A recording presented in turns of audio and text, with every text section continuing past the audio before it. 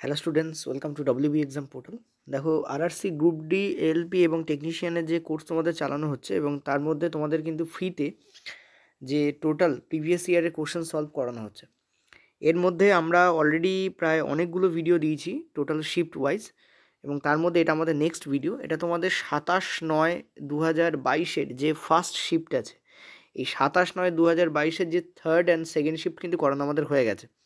তো 27/9/2022 যে first shift সেটা আমি তোমাদের সলভ করাচ্ছি। দেখো, আমি শিফট ওয়াইজ বলতে কি, আমি সেই দিনের ফার্স্ট সেকেন্ড থার্ড শিফট পরপর নিচ্ছি না। এর কারণ আছে, কারণ সব শিফট খুব একটা তেমন জরুরি নয়। অর্থাৎ কোশ্চেন্সের লেভেল অনুযায়ী আমি প্রথমে জটিল শিফটগুলো করাচ্ছি, ঠিক আছে? তো এটা একটু ট্রিকি শিফট, কয়েকটা প্রশ্ন আছে যেগুলো একটু ঘোরানো, সেই জন্য তোমাদের রাখা হয়েছে, ঠিক আছে? সিকোয়েন্স অনুযায়ী করার হচ্ছে, মানে হার্ডনেস কতটা কার সেই অনুযায়ী করানো হচ্ছে। এখানে প্রথম প্রশ্নটা যে বলেছে যে নিচের কোনটি নিশ্চিত করে যে শ্বসনের সময় বায়ুপথটি না বন্ধ হয়ে যায়। তোমরা লাইফ প্রসেস মানে জীবনের প্রক্রিয়াসমূহ যে আছে তার মধ্যে শ্বসনের যে পার্টটা আছে সেখানে পড়লে জানতে পারবে এর অ্যান্সারটা কী হবে। দেখো, এর অ্যান্সার তোমাদের বলছে হচ্ছে তরুণাস্থি বলায়। আমি একটা ছবি দেখাচ্ছি, দেখলে বুঝতে পারবে।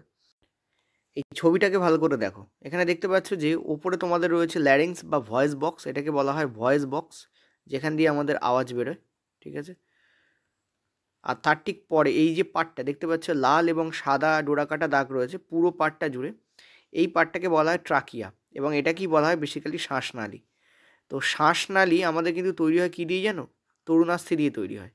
এবং এই তরুণাস্থি থাকার ফলে কি হয়, যখন তুমি বায়ুকে বের করে দিচ্ছ তখন এটা চুপসে যায় না। একটা প্লাস্টিকের বোতল নাও, ঠিক আছে? একটা প্লাস্টিকের বোতল নাও, এবং বোতল নেওয়ার পর তুমি কি করো, ওই বোতলটার মুখে মুখ দিয়ে তুমি জোরে বায়ুটাকে টানো, তুমি দেখবে বোতলটা চুপসে যাচ্ছে। ঠিক সেটাও আমাদের শ্বাসনালীর ক্ষেত্রে হতে পারে, কিন্তু হয় না কেন? কারণ এখানে তরুণাস্থি বলয় আছে তাই, ঠিক আছে? কার্টিলেজ, তরুণাস্থি ইংরাজি কি? কার্টিলেজ। ওকে, তো কারেক্ট অ্যান্সার আমাদের এখানে কী হবে? তরুণাস্থি বলয় আছে তাই, ঠিক আছে? এটা হচ্ছে আমাদের 1 নম্বর কোশ্চেন। চলো নেক্সট পরেরটাতে।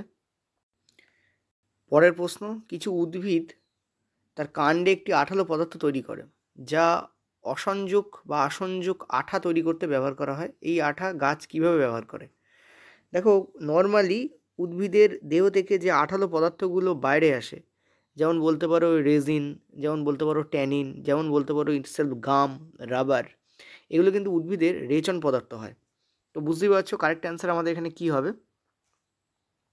এটা বিপাকের সময় নির্গত রেচন পদার্থ, মেটাবলিজমের সময় নির্গত রেচন পদার্থ। মেটাবলিজম কাকে বলা হয়? তখন জটিল যে অণু তাকে ভেঙে সরল অণুতে কনভার্ট করা হয়, তাকেও মেটাবলিজম বলা হয়, ঠিক আছে? তো অর্থাৎ হজম বলতে পারো অনেকটা। এই সময় যে বর্জ্য পদার্থ নির্গত হয়, যেমন কী আছে, যেমন রেজিন আছে।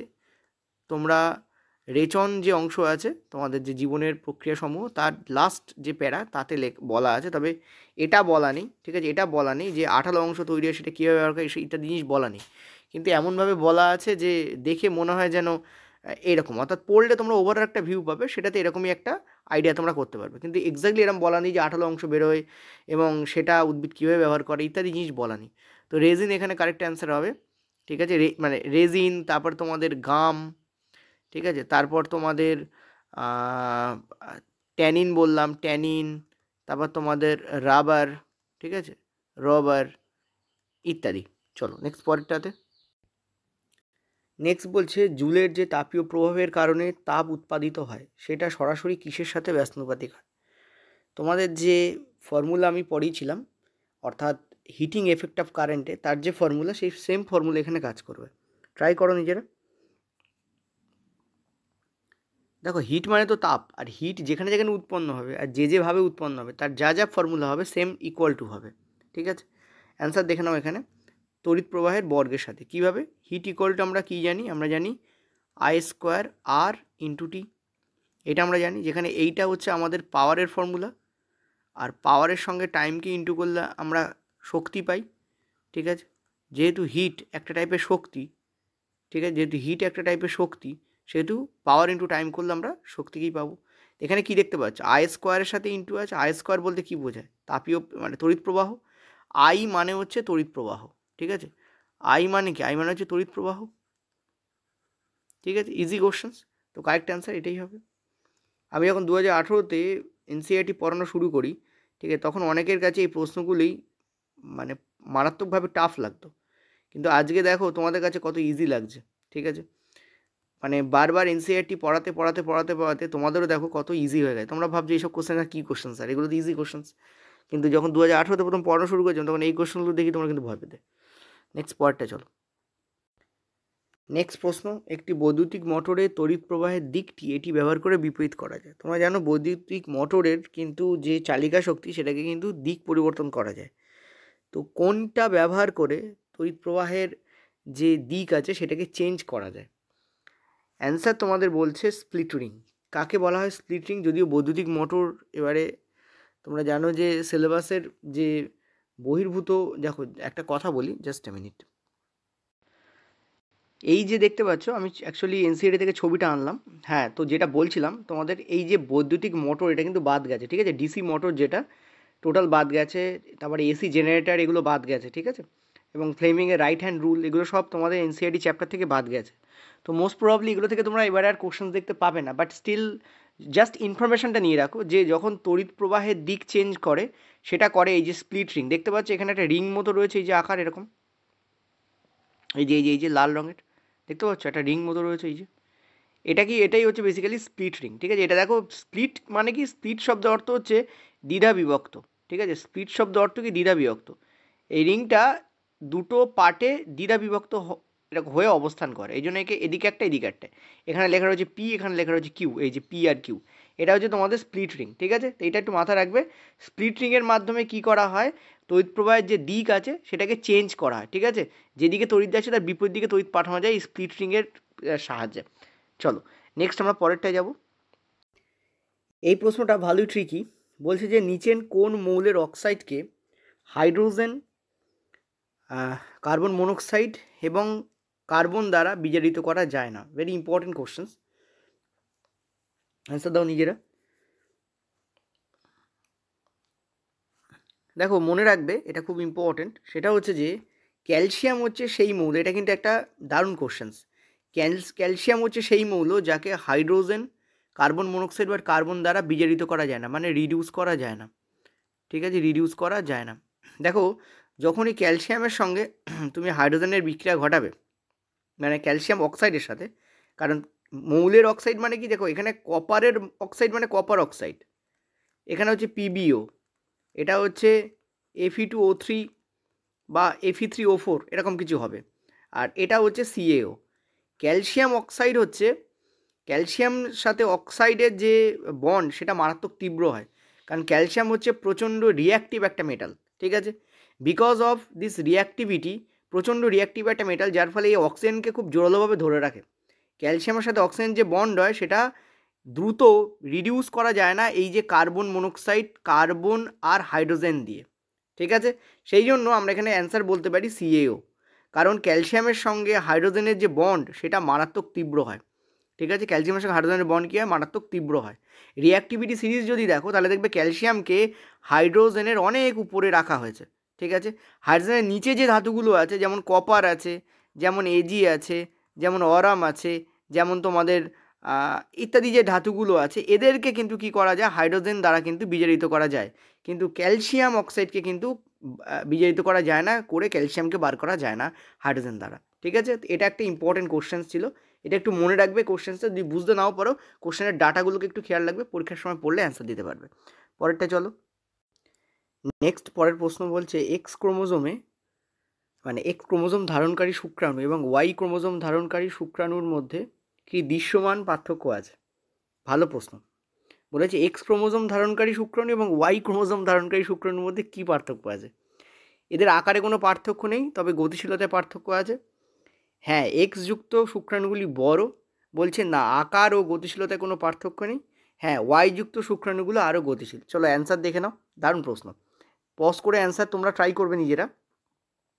অ্যান্সার বলছে যে আকার ও গতিশীলতায় কোনো পার্থক্য নেই। মনে রাখবে যে পুরুষদের ক্ষেত্রে যে শুক্রাণু তোমাদের বাইরে বেরোয়,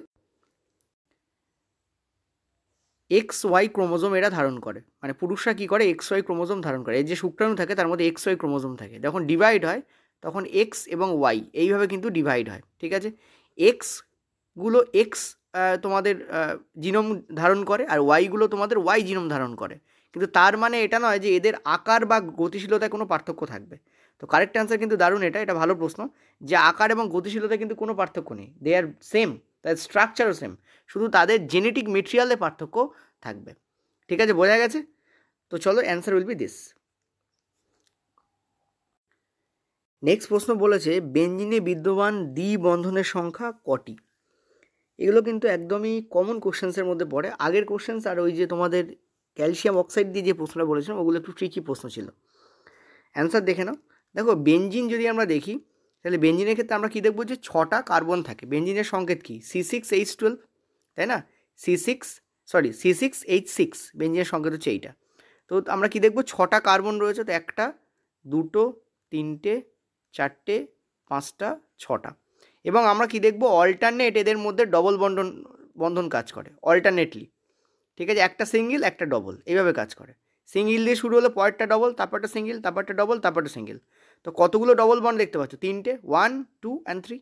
তো this will be the correct answer. যদি বলে সিঙ্গেল বন্ড কটা পাচ্ছ, দেখো সিঙ্গেল বন্ড তুমি কার্বনের মধ্যে তুমি কিন্তু সিঙ্গেল এবং ডবল দুটোই দেখতে পাবে। পয়েন্ট টু বি নোটেড, ভালো করে বোঝে, এর থেকে অনেক প্রশ্ন আসতে পারে। একটা প্রশ্ন তো এটা হলো যে বেঞ্জিনের দ্বিবন্ধনের সংখ্যা কটা, আমরা দেখতে পাবো 1টা 2টো 3টে।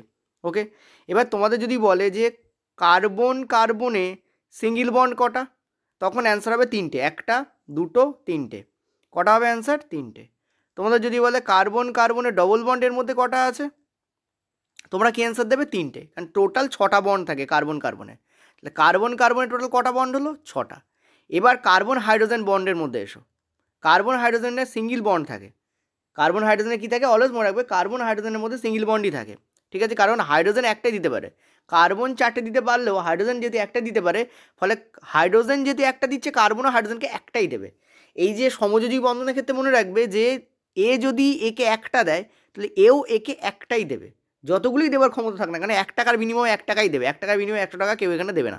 ঠিক আছে, বাস্তব জীবনও তাই।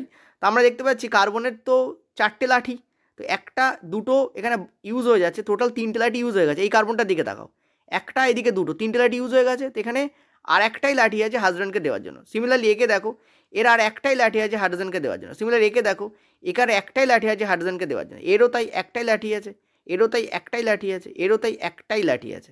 ঠিক আছে, টোটাল কার্বনের চারপাশে 4টে লাঠি ঘোরাফেরা করে। তার মধ্যে এখানে দেখো, এই কার্বনকে দেখো, 1টা 2টো 3টে লাঠি দিয়ে দিচ্ছে।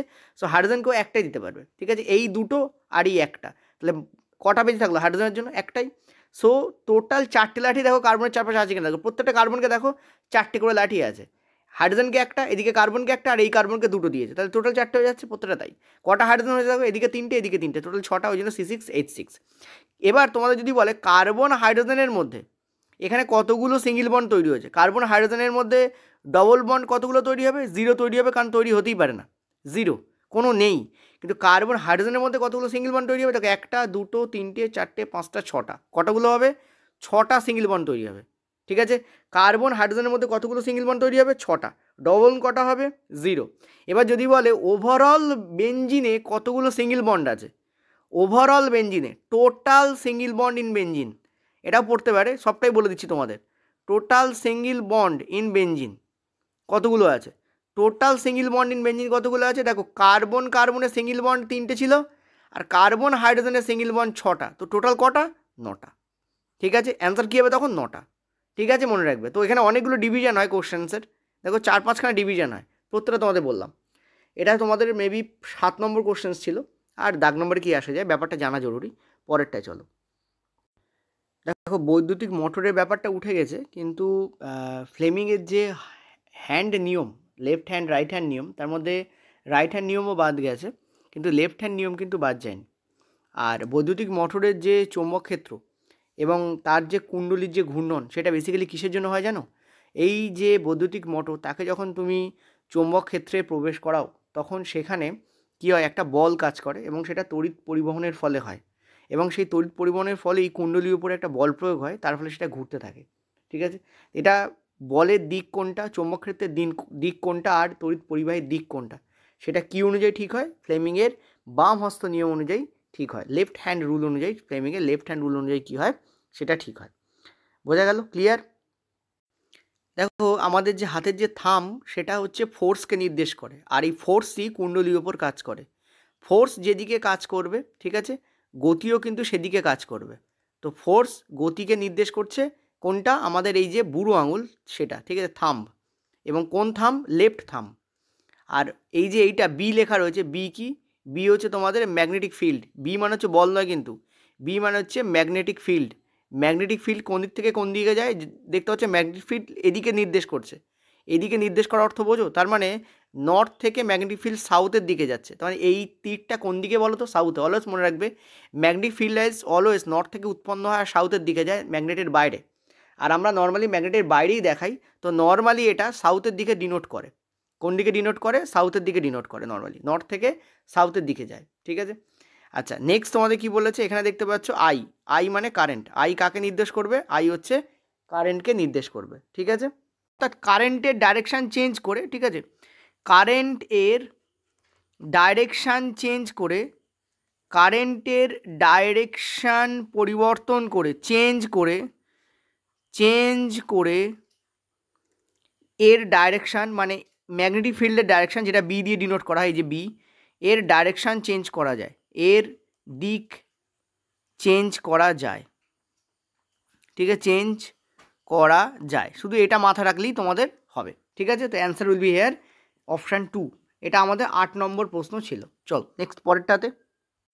নেক্সট পরের প্রশ্ন দেখো, এটা খুবই ভালো প্রশ্ন। বলেছে 10 সেমি ব্যাসের একটি মুদ্রা আছে, এফ ফোকাস দৈর্ঘ্যের একটি অবতল দর্পণের মেরু থেকে 3.5 এফ দূরত্বে রাখা হয়েছে। অর্থাৎ এফ থেকে 3.5 এফ দূরত্বে রাখা হয়েছে, ঠিক আছে। তো রৈখিক বিবর্ধন এবং প্রতিবিম্বের ব্যাস নির্ণয় করো। ডেফিনেটলি দারুণ প্রশ্ন, ঠিক আছে। অ্যান্সার দেখে নাও, আমি তোমাদেরকে সলভ করে দিচ্ছি, আর নিজেরা আমার মতো করে সলভ করো। কি বলা হয়েছে ভালো করে বোঝো। দেখো দুটো ফর্মুলা আমি এখানে লিখছি, সেই দুটো ফর্মুলা খেয়াল করো। একটা ফর্মুলা তোমাদের হচ্ছে 1/v plus 1/u equal to 1/f, এটা একটা ফর্মুলা। আর একটা ফর্মুলা হচ্ছে বর্ধনের ফর্মুলা, একটু পরে লিখছি। তো এখানে তোমাদের কি বলেছে, 10 সেমি ব্যাসের একটা মুদ্রাকে এফ ফোকাস দৈর্ঘ্যের একটি অবতল দর্পণের মেরু থেকে 3.5 দূরত্বে রাখা হয়েছে। মানে এইটা হচ্ছে আমাদের কি 3.5, এটা হচ্ছে কি আমাদের বস্তু দূরত্ব। তাহলে দেখো 1/v যেটা আমরা বার করব সেটা আমাদের কোনো কিছু করার নেই, যে দুটো দেওয়া রয়েছে সে দুটো আমরা লিখি। তো প্লাস 1/u, ইউ এর মান কত 3.5। আমরা জানি যে বস্তু দূরত্ব দর্পণের ক্ষেত্রে বা লেন্স যাই হোক না কেন নেগেটিভে আসে, দেওয়া না থাকলে আমরা নেগেটিভে করে নেবো। এটা কত হবে 3.5 এফ, এটা হচ্ছে আমাদের বস্তু দূরত্ব, ইকুয়াল টু আমাদের 1/f। যেহেতু অবতল দর্পণ এফ আমাদের ডান দিকে না বাম দিকে থাকে, বাম দিকে থাকে, সেটা আমাদের কী যাবে, এফ আমাদের কী হবে, মাইনাসে যাবে। এবার এই প্লাস মাইনাস গুণ হবে, সো এটা আমাদের কী যাবে, নেগেটিভ হয়ে যাবে। তো এটা আমাদের 3.5 এফ দাঁড়াবে, আর এদিকে আমাদের কী দাঁড়াবে, -1/5। এইটা যদি এদিকে আসে, 1/v এখানে যেমন আছে তেমন থাকলো, এটা যদি এদিকে আসে তাহলে এটা কী হয়ে যাবে, +3.5 এফ আমাদের হয়ে যাবে, ঠিক আছে। এখান থেকে আমরা কি দেখতে পাচ্ছি, আমরা যদি এখানে সমাধান করি তাহলে দেখো, আচ্ছা আমি নিচে করছি তোমাদের সমাধান, জাস্ট এ মিনিট। হ্যাঁ, তো নিচে যদি আমি সমাধান করি, আমি এখানে কী পাচ্ছি, 1/v এর মান বেরোবে। দেখো এখানে এলসিএম দাঁড়াবে 3.5, এই আমাদের দাঁড়াবে। ওপরে আমাদের দাঁড়াবে কত, -3.5, প্লাস আমাদের এখানে দাঁড়াবে কত 1। তার মানে ইকুয়াল টু আমাদের কী দাঁড়াবে, -2.5, আর নিচে আমাদের কত দাঁড়াবে 3.5 এফ। দেখো এই পয়েন্ট উঠে যাবে, এটাকে এটা দিয়ে কাটলে আমাদের উপরে হচ্ছে 5, 5 দিয়ে কাটছে, নিচে হচ্ছে তোমাদের 7। তাহলে আমাদের এখানে 1/v এর মান এটা দাঁড়িয়েছে। তাহলে ভি এর মান কী যাবে, এক্স্যাক্টলি এর উল্টো হয়ে যাবে। 1/v এর মান যদি এটা হয় তাহলে ভি এর মান কী হবে, এর উল্টো হবে। কত হবে তোমাদের 7f বাই তোমাদের 5, এই হবে। আর সামনে একটা মাইনাস থাকবে। এটা হচ্ছে ভি এর মান বেরিয়েছে। এবার আমরা কি করব, আমরা যেটা করব সেটা হচ্ছে আমরা এখানে ম্যাগনিফিকেশান বা বিবর্ধন যেটা আছে তার ফর্মুলা ইউজ করব। ম্যাগনিফিকেশান বা বিবর্ধনের ফর্মুলা কত, সেটা হচ্ছে আমাদের v/u। ম্যাগনিফিকেশান বা বিবর্ধনের ফর্মুলা কি, এইটা v/u, ঠিক আছে। তো মাইনাস আমরা করলাম, দেখো এখানে একটু বড় করে করি, কারণ এখানে এই যে দশমিক ফশমিক আছে না, তো আমাদের অসুবিধা হয়ে যাবে। এটা আমাদের এই আছে। এবার দেখো ভি আমাদের নেগেটিভে এসে নেগেটিভই আসবে, কারণ সৎ প্রতিবিম্ব তৈরি হবে, সো নেগেটিভই আসবে এখানে। তো এখানে -7f/5, এই যে মাইনাস, এটা কিন্তু সূত্রের মাইনাস, ভি এর আরেকটা মাইনাস এখানে আছে অলরেডি, ঠিক আছে। তলায় আমরা কি দেবো, আমরা দেবো প্রতিবিম্ব দূরত্ব। প্রতিবিম্ব দূরত্ব মানে হচ্ছে ইউ, এই যে ইউ এর মান হচ্ছে এইটা, এটা কত 3.5f। 3.5fকে আমি এরমভাবে লিখতে পারি 35/10f, কারণ দশমিকের জন্য নিচে একটা 10 যাবে, ঠিক আছে। আর এই পুরোটার ওপরে ব্র্যাকেট যাবে, এই যে পুরোটা, এই পুরোটার ওপরে কী যাবে, এটা ব্র্যাকেট যাবে। তো দেখো, এবং এখানেও আমাদের নেগেটিভ আসবে। কেন? কারণ আমি তোমাদের বলেছিলাম যে বস্তু দূরত্ব নেগেটিভে হয়। কেন নেগেটিভে হয়? দেখো, যদি একটা অবতল দর্পণ আমি আঁকি, তাহলে অবতল দর্পণের বাম দিকে আমরা বস্তুকে রাখি, আর বাম দিকে যা রাখবো সব আমাদের নেগেটিভে যাবে, বস্তুও নেগেটিভে যাবে। শুধু তাই নয়, আমাদের এফ এর মানও নেগেটিভে যাবে, কারণ অবতল দর্পণে এফও আমাদের বাম দিকেই হয়। তো এই টোটালটাকে যদি ক্যালকুলেট করে দেখছি, এটা নেগেটিভ, এই নেগেটিভ কেটে বেরিয়ে যাচ্ছে, এই এফ কেটে বেরিয়ে যাচ্ছে, এই 7 দিয়ে এটাকে কাটলে হচ্ছে 5, 5 দিয়ে এটাকে কাটলে হচ্ছে 2, 1/5 আর 1/2, তার মানে 2 ওপরে চলে যাবে, এটা হয়ে যাবে -2/5। এইটা আমাদের অ্যাকুরেট বিবর্ধন আসবে। এখানে 2/5 নিয়েছে, কারণ এটা বেসিক্যালি জাস্ট এখানে কি করেছে, নিউমেরিক্যাল ভ্যালুটাকে নিয়েছে, সাইন নেয়নি, কি নিয়েছে, নিউমেরিক্যাল ভ্যালুটাকে জাস্ট নিয়েছে। ঠিক আছে, এটা আমাদের বিবর্ধন বেরিয়ে গেল। তো একটাই অপশানে আছে, আমরা ক্লিক করে দিয়ে চলে আসতে পারি, বাট 4 সেমি কী করে বেরোবে সেটাও তোমাদের বলে দিই। আমরা বিবর্ধনের আরেকটা ফর্মুলা জানি, আমরা বিবর্ধনের আরেকটা ফর্মুলা কী জানি, সেটা হচ্ছে যে image height by object height. Image height by object height, এটাও বিবর্ধনের ফর্মুলা দেয়। ঠিক আছে, image height by object height, এটাও কী দেয়, এটাও বিবর্ধনের ফর্মুলা দেয়। আর সেইটা ইকুয়াল টু কী হবে আমাদের, 2/5। আমি মাইনাস কেন নিচ্ছি না, কারণ এই জায়গায় ভ্যালুতে মাইনাস নেই, তাই এর কারণ এখানে শুধু নিউমেরিক্যাল ভ্যালুটাকে এখানে কনসিডারেশনে নিয়েছে বা বিবেচনার মধ্যে নিয়েছে। সো আমাদেরও মাইনাস নিয়ে কোনো লাভ নেই। তো ইমেজ হাইট আমাদের কত সেটাই তো বার করতে হবে। এটাকে এখানে বলেছে প্রতিবিম্বের ব্যাস কত। দেখো, একটা মুদ্রাকে যদি আমরা এরমভাবে বসাই, তাহলে এইটা হচ্ছে উচ্চতা, এইটা হচ্ছে উচ্চতা। ঠিক আছে, ওই জন্য আমি ইমেজ হাইট বলছি কথাটা, অর্থাৎ প্রতিবিম্বের উচ্চতা কত বলছি। আর অবজেক্ট হাইট কত দেওয়া আছে, 10 সেমি। তো অবজেক্ট হাইট এখানে বসাও, ইকুয়াল টু আমাদের কী হবে, 2/5। ইকুয়াল টু 2/5 কেন করছি, কারণ এটাও ম্যাগনিফিকেশনের ফর্মুলা, এটাও আমাদের ম্যাগনিফিকেশনের ফর্মুলা। তো দুটো ম্যাগনিফিকেশনের ফর্মুলাই যখন, তখন দুটোকে ইকুয়াল করে দেওয়া যেতে পারে। এখান থেকে আমরা কী পাবো, এটা কেটে যাবে। ইমেজ হাইট কত আসছে আমাদের, আমরা দেখতে পাচ্ছি 2 × 2 আমাদের ইমেজ হাইট আসছে 4 সেন্টিমিটার। তো কারেক্ট অ্যান্সার আমাদের এটাই আসছে। তো এই জন্য এটা অঙ্কটা, এটাই কারেক্ট অ্যান্সার হবে। এই অঙ্কটা রিয়েলি খুব ভালো প্রশ্ন। আর তোমাদের বলেছিলাম যে আমি সেই শিফটগুলোকেই তুলছি যে শিফটগুলোতে কঠিন টাইপের প্রশ্ন আছে।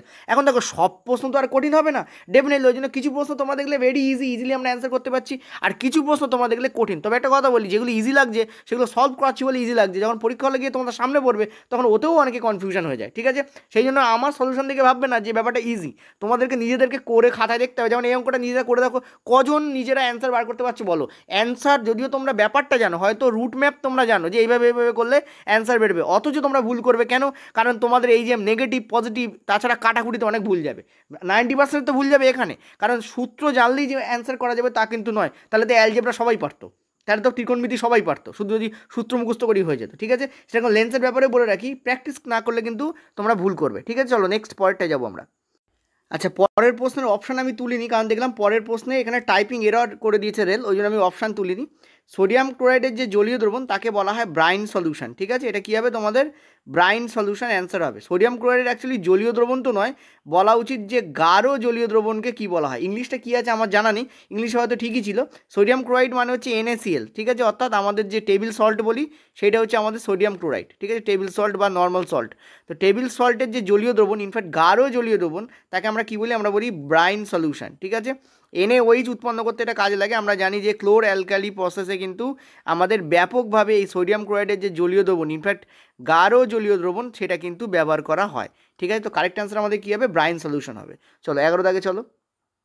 আচ্ছা, নেক্সট পরের প্রশ্ন বলছে যে নিষিক্তকরণের পর ফুলের এই অংশগুলির ভবিষ্যৎ কী হবে, পুংকেশর, গর্ভদণ্ড, গর্ভমুণ্ড, পাপড়ি এবং বৃত্তাংশ। অর্থাৎ নিষেক হওয়ার পরে এদের কি দশা দেখা যায় সেইটা আমাদের এখানে জিজ্ঞাসা করা হয়েছে। তো আমরা একটা কাজ করি, একবার NCERT-তে আমাদের যে সপুষ্পক উদ্ভিদের যে তোমাদের জনন আছে সেটা একবার দেখাই, তাতে কি লেখা আছে সেটা তোমাদের একবার দেখিয়ে দিই। দেখো, এখানে তোমাদের কি লেখা আছে ভালো করে পড়ো। এখানে লেখা আছে, নিষেকের পর জাইগোট বা ভ্রূণটি বারবার বিভাজিত হয়ে ডিম্বকের ভেতরে একটি ভ্রূণ গঠন করে। ডিম্বককে ঘিরে একটি শক্ত আবরণী গঠিত হয় এবং ডিম্বকটি ধীরে ধীরে একটি বীজে পরিণত হয়। ডিম্বাশয়টি দ্রুত বৃদ্ধি পেয়ে পরিপক্ক ফলে পরিণত হয়। আমরা জানি যে পরিপক্ক ডিম্বাশয়কে আমরা ফল বলি। ডিম্বক বীজে পরিণত হচ্ছে আর ডিম্বাশয় ফলে পরিণত হচ্ছে। ইতিমধ্যে কিন্তু দলাংশ, বৃত্তাংশ, গর্ভদণ্ড, গর্ভমুণ্ড সবই কুঁচকে যায় এবং খসে যায়। তুমি কি কখনো ফুলের কোনো অংশকে স্থায়ীভাবে থেকে যেতে দেখেছো? তোমরা দেখবে যে কেবলমাত্র ডিম্বক আর ডিম্বাশয় ছাড়া ফলে কিন্তু কোনো অংশই তেমন একটাভাবে থাকে না। কিছু কিছু ফলে আমরা দেখি যে যে বৃত্তাংশ থাকে সেটা অনেক সময় ফলে সাময়িকভাবে থেকে যায়। ঠিক আছে, কিন্তু সেটা পরবর্তীকালেও কিন্তু আবার ঝরে যায়। তো এটাই এখানে বেসিক্যালি বলতে চেয়েছে যে নিষেকের পরে কী ঘটে। এবার চলো আমরা আমাদের কোশ্চেনে চলে যাই। দেখো এখানে অ্যান্সার কি বলেছে, এখানে অ্যান্সার তোমাদের বলেছে যে বৃত্তাংশ যা কিছু উদ্ভিদে স্থায়ী হতে পারে তাহা ব্যতীত বাকিগুলো ঝরে যায়। এটা মাথা রাখবে, কিছু উদ্ভিদে কিন্তু বৃত্তাংশ স্থায়ী হতে পারে, অর্থাৎ বৃত্তাংশ ফলে দেখা যেতে পারে, ব্যতীত বাকিগুলো কিন্তু ঝরে যায়। রেল কিন্তু একটু এনসিআরটি এক্সটেনশন ফরম্যাটে কিন্তু উত্তরটা নিয়েছে, ঠিক আছে। পরাগদণ্ড, পাপড়ি, বৃত্তাংশ ছাড়া গর্ভমুণ্ড, গর্ভদণ্ড ঝরে যায়, এটা বললে তো হবে না। আমরা জানি যে গর্ভমুণ্ড আর গর্ভদণ্ড এগুলো ডেফিনেটলি ঝরে যায়, কিন্তু এরা ছাড়া ঝরে যায় তা নয়। বৃত্তাংশ থেকে যেতে পারে কিন্তু পাপড়ি থাকে না, পরাগদণ্ডও থাকে না, সো এটা অ্যান্সার নয়। কিছু উদ্ভিদে পাপড়ি এবং বৃত্তাংশ দেখতে হচ্ছে, পাপড়ি তো থাকে না, বৃত্তাংশ থাকতে পারে। আর বেশিরভাগ উদ্ভিদে বৃত্তাংশ ব্যতীত ঝরে পড়া স্থায়ী। আমরা মানে এখানে কি বলে যে বৃত্তাংশ ঝরে যায় বাকিগুলো থেকে যায়, তা কিন্তু নয়, বৃত্তাংশ কিন্তু থাকে আর বাকিগুলো কিন্তু কি হয় তোমাদের ঝরে যায়। সেখানে অ্যান্সার কী হবে, কিছু কিছু উদ্ভিদে থাকে, সব উদ্ভিদে নয়।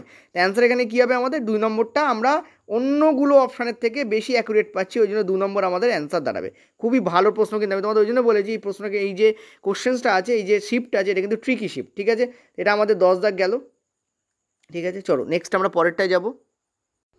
দেখো নেক্সট পরের প্রশ্ন বলছে তোমাদের, ড্যাশ একটি যন্ত্র যা বৈদ্যুতিক বর্তনীর রোধের পরিবর্তনের জন্য ব্যবহৃত হয়। মনে রাখবে রিওস্ট্যাট হচ্ছে সেই যন্ত্র যা রোধের যে পরিবর্তন সেটাকে ব্যবহার করা হয়। এর যে সিম্বল আছে সেটা একটু তোমাদের দেখাই। দেখো নর্মালি এর সিম্বল কিন্তু এইরকম হয়, দেখতে পাচ্ছ ক্লিয়ারলি। তোমাদের অনেক সময় পরীক্ষায় বলতে পারে যে সিম্বল কেমন। এর আরেকটা সিম্বল আছে, সেটা হচ্ছে এরকম এরকম দিল, ঠিক আছে, এরকম এরকম দিল, দিয়ে এখানে এরকম টিক মেরে দেয়। এটাও কিন্তু রিওস্ট্যাটের একটা সিম্বল হয়, ঠিক আছে। এরকম 4-5 রকমের সিম্বল হয় বেসিক্যালি।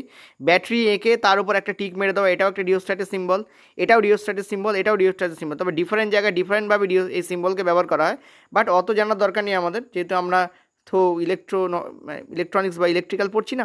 তো আমাদের নর্মাল আমরা এটা ভেবে নেবো যে এই কটা রিওস্ট্যাটের খুব মোস্ট জনপ্রিয় সিম্বল হচ্ছে এই কটা, এই তিনটে হচ্ছে রিওস্ট্যাটের জনপ্রিয় সিম্বল, ঠিক আছে। যে যন্ত্রের সাহায্যে ভ্যারিয়েবল রেজিস্ট্যান্সকে দেখানো হয়, এটার ইংরাজি হচ্ছে ভ্যারিয়েবল রেজিস্ট্যান্স, ঠিক আছে, অর্থাৎ রোধ পরিবর্তন হচ্ছে, ঠিক আছে। তো ভ্যারিয়েবল রেজিস্ট্যান্সকে দেখানোর জন্য আমরা ব্যবহার করি রিওস্ট্যাট যন্ত্রকে, ঠিক আছে। চলো পরেরটাতে, এটা 11 নম্বরের প্রশ্ন ছিল আমাদের নর্মালি। চলো পরেরটাতে, নেক্সট পরের প্রশ্ন দেখো, বলছে যে নিচের কোনটি দ্বি প্রতিস্থাপন বিক্রিয়ার উদাহরণ। এখানে দেখো তোমাদের দ্বি প্রতিস্থাপন বিক্রিয়া কাকে বলা হয়, এমন বিক্রিয়া যে বিক্রিয়া আয়নের এক্সচেঞ্জ হয়। তো নিজেরা অ্যান্সার দাও, আমি অ্যান্সার বলে দিচ্ছি তোমাদের। অ্যান্সার হচ্ছে ফার্স্ট ওয়ান অ্যান্সার। কেন, দেখতে পাচ্ছি এখানে সালফেট আয়ন অর্থাৎ নেগেটিভ আয়ন, সেটা দেখো এনের সঙ্গে আছে, সোডিয়ামের সঙ্গে আছে, কিন্তু এখানে দেখো সেটা বি এর সঙ্গে মানে বেরিয়ামের সঙ্গে অ্যাড হয়ে গেছে। তার মানে সালফেটের এক্সচেঞ্জ হয়েছে, মানে সালফেট যেটা সোডিয়ামের সঙ্গে ছিল সেটা চলে গেছে বি এর ঘরে, আর ক্লোরাইড যেটা সোডিয়ামের সঙ্গে মানে বি এর সাথে ছিল সেটা দেখো এন এর ঘরে চলে গেছে, ঠিক আছে। অর্থাৎ আয়নের এক্সচেঞ্জ হয়েছে, এই জন্য এটা আমরা দ্বি প্রতিস্থাপন বিক্রিয়া বলবো। এখানে কি হচ্ছে দেখো, এখানে সিএও এবং H2O মিলে CaOH এবং হিট উৎপন্ন করছে।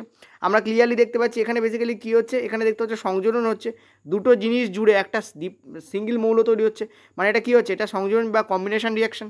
এখানে কি হচ্ছে, এটা দেখো একটা ভেঙে তিনটে তৈরি হচ্ছে, মানে এটা বিয়োজন, এটা সংযোজন, এটা হচ্ছে তোমাদের বিয়োজন। আর এটা কি, এটা দেখো দুটো ডিফারেন্ট জিনিস যুক্ত হয়ে একটা, এটা দুবার দিয়েছে, এটা তোমাদের ডবল দিয়ে দিয়েছে এখানে, তো এটাও তোমাদের বিয়োজনই হবে, ঠিক আছে। সো কারেক্ট অ্যান্সার আমাদের কোনটা হবে, first one will be the correct answer here. চলো নেক্সট পরেরটায় যাবো আমরা, এটা আমাদের 12 নম্বর প্রশ্ন ছিল এখানে। পরের প্রশ্ন কি বলছে দেখো, কার্বন যৌগগুলির মধ্যে যেগুলো শুধুমাত্র একটি একক বন্ধন দ্বারা সংযুক্ত থাকে তারা কী নামে পরিচিত। একদম নর্মাল কোশ্চেন, তাদেরকে আমরা কি বলি, তাদেরকে আমরা বলি অ্যালকেন। তাদেরকে আমরা কি বলি, তাদেরকে আমরা বলি হচ্ছে অ্যালকেন।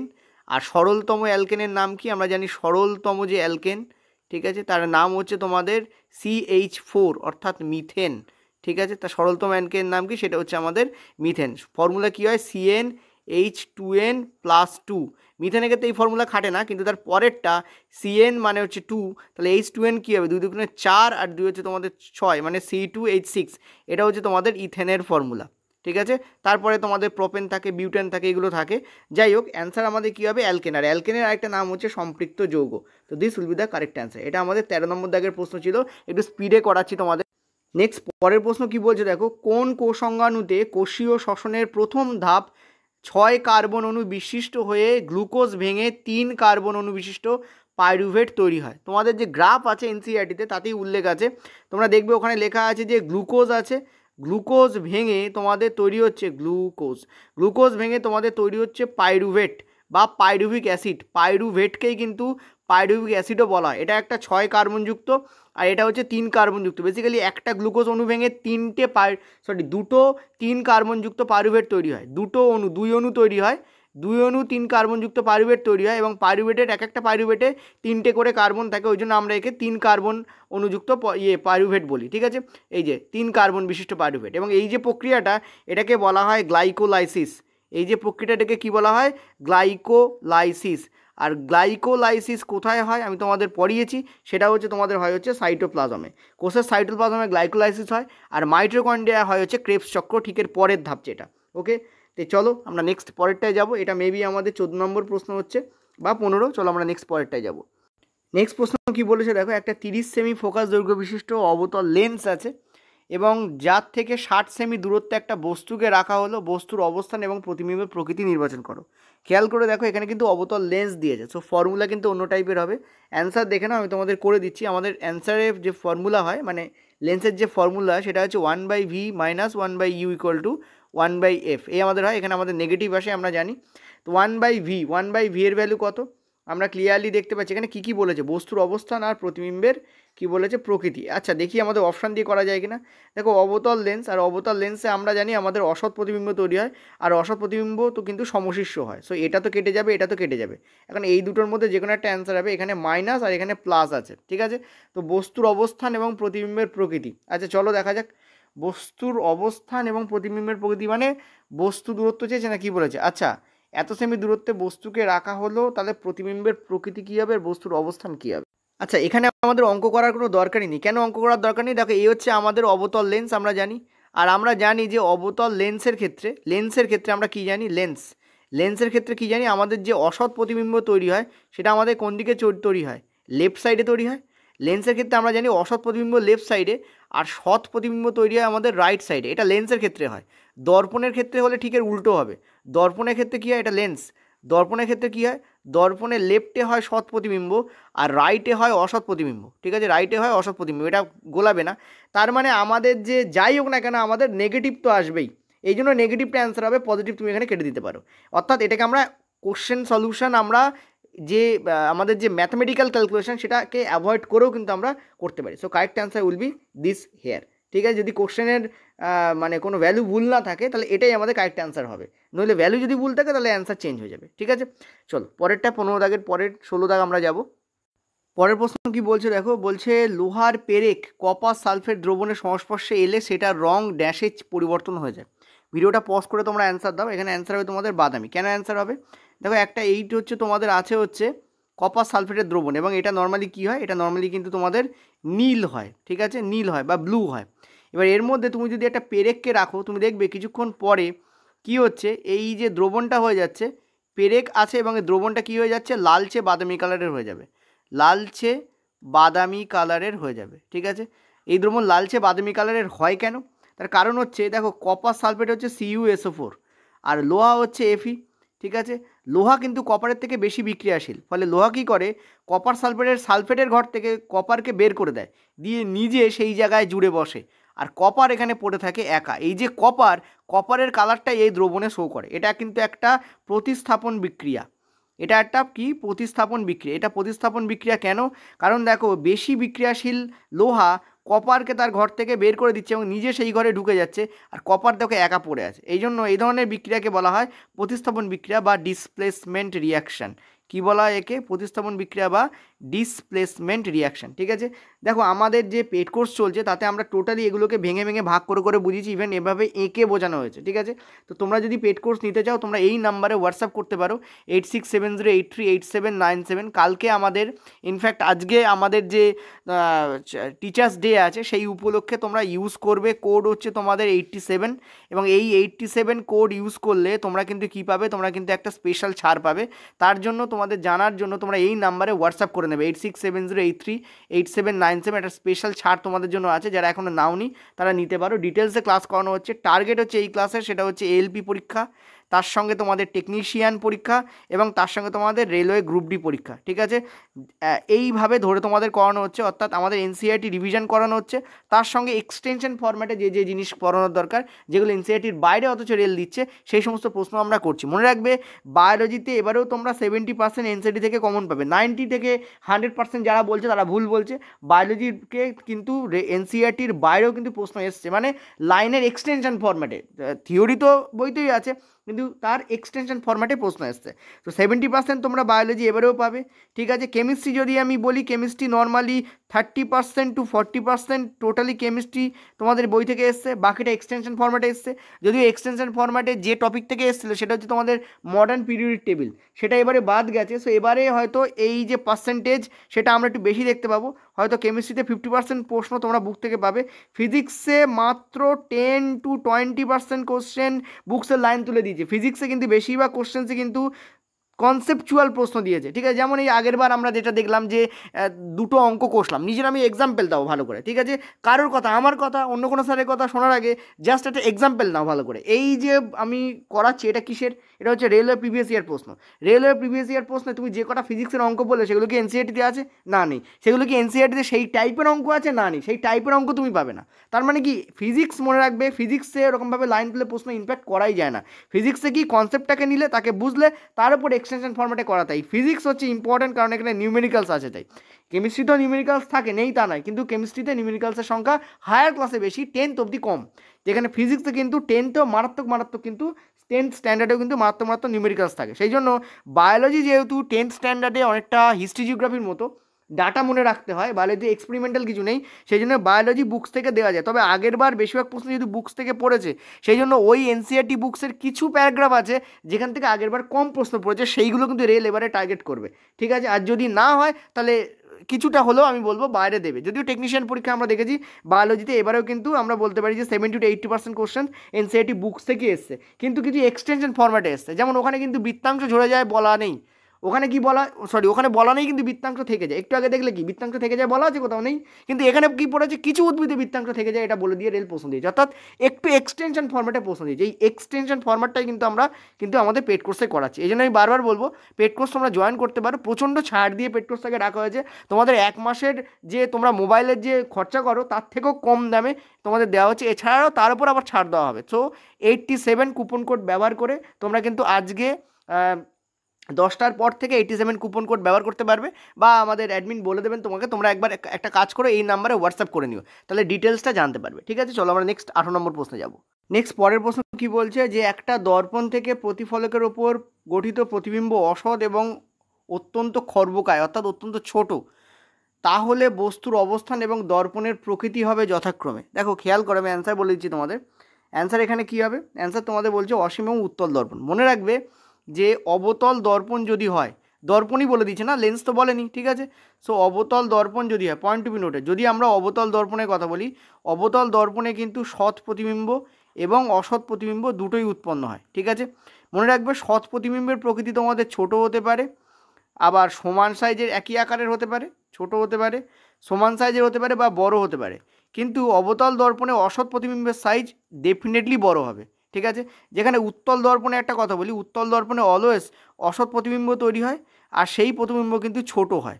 তাহলে এখানে কি বলেছে, এখানে বলেছে যে অসৎ এবং ছোট, তাহলে অসৎ এবং ছোট কিন্তু অবতল দর্পণে পাওয়া যায় না, অবতল দর্পণে অসৎ এবং বড় প্রতিবিম্ব পাওয়া যায়।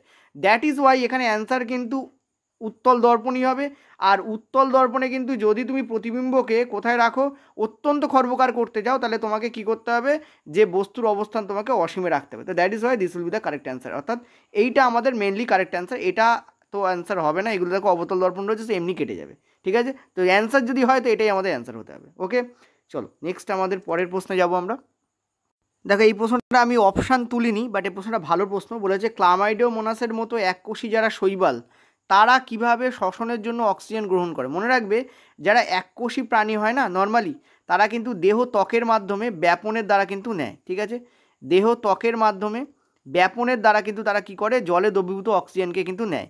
মাছ যারা কিনা বহুকোষী, তারা কিন্তু ফুলকার মাধ্যমে জলে দ্রবীভূত অক্সিজেন নেয়। কিন্তু অ্যামিবার মতো যারা এককোষী প্রাণী, তারা নর্মালি কী হয়, ব্যাপনের মাধ্যমে কিন্তু জলে দ্রবীভূত অক্সিজেনকে নেয়। তো this will be the correct answer here, ঠিক আছে।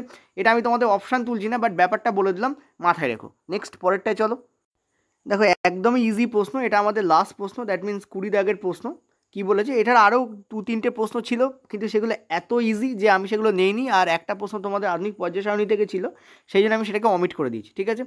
তো দেখো বলেছে যে একটি 5 ওহমের একটি রোধের মধ্য দিয়ে প্রবাহিত তড়িৎ যদি 6 অ্যাম্পিয়ার হয়, তাহলে এটির সাথে শ্রেণীতে সংযুক্ত 10 ওহম বিশিষ্ট আরেকটি রোধের মধ্য দিয়ে প্রবাহিত তড়িৎ কত হবে।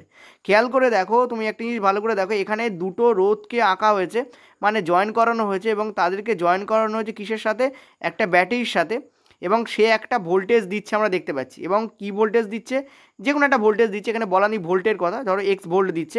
কিন্তু এই গন্ডগোল হচ্ছে, মানে সুবিধা হচ্ছে কি, এই দুটো রোধ আমাদের শ্রেণীতে অ্যাড করা আছে। এটা হচ্ছে আমাদের 5 ওহম আর এটা হচ্ছে আমাদের 10 ওহম। তো মনে রাখবে, শ্রেণীতে যখন কোনো রোধকে অ্যাড করা হয়, তখন এর মধ্যে দিয়ে যে অ্যাম্পিয়ার কারেন্ট যাবে, এর মধ্যে দিয়েও সেম অ্যাম্পিয়ার কারেন্ট প্রবাহিত হয়। ভোল্ট আলাদা হয় কিন্তু কারেন্ট এক হয়। মনে রাখবে, শ্রেণীতে অলওয়েজ মাথা রাখবে I will be same, I মানে current, I will be same, but volt হবে আলাদা। ঠিক আছে, এটা মাথা রাখবে। আর সমান্তরাল হলে কী হতো, উল্টো হতো, অর্থাৎ সেক্ষেত্রে ভি হবে সেম কিন্তু আই হবে আলাদা। তো কারেক্ট অ্যান্সার এখানে কী হবে, 6 অ্যাম্পিয়ারই কারেন্ট তোমাদের বইবে। এর জন্য কোনো রকম ক্যালকুলেশন, ম্যাথামেটিক্যাল ক্যালকুলেশন করার দরকার নেই, তুমি ইজিলি অ্যাভয়েড করতে পারো। এই টোটাল 20টা কোশ্চেন্স তোমাদের ছিল। আমাদের যে পেড কোর্স আছে তাতে কিন্তু মক টেস্ট আজ থেকে শুরু হচ্ছে। আজকে রাত্রে তোমরা দুখানা মক টেস্ট পেয়ে যাবে, আইদার পিডিএফ অথবা নর্মাল ভার্সানে, মানে তোমাদের যেরকম টেক্সট বুক বা অন্য জায়গায় যেরকম দেওয়া হয়, অর্থাৎ সেরকম ভার্সানে তোমরা মক টেস্ট পাবে। ঠিক আছে, তো চাইলে তোমরা জয়েন করতে পারো। আর যেটা বললাম, স্পেশাল ডিসকাউন্ট আছে তাদের জন্য, যে কোড বলেছি সেই কোড তোমরা ইউজ করতে পারো। Thank you.